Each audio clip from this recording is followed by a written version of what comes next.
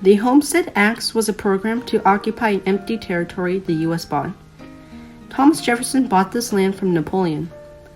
Between 1862 and 1934, the federal government granted 1.6 million homesteads and distributed 270 million acres almost for free. That was a total of 10% of all lands in the United States. Some requirements were that you had to be at least 21 years old, had to build a home, and farm the designated land for at least 5 years.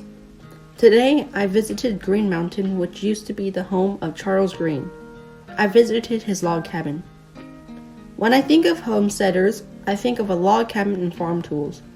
I can imagine the hardships of the living conditions.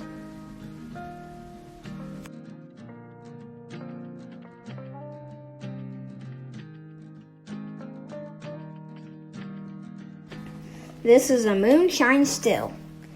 First, we have a metal container which contains corn, water, sugar, and yeast. Then you let it sit for 1 week. During the 1 week, the yeast eats the sugar and produces alcohol. Then you light a fire underneath it. Then the alcohol evaporates, but leaves behind the water. Then the alcohol travels up the gray pipe. Then it cools down in the brown machine and turns into a liquid. And now you have your own whiskey.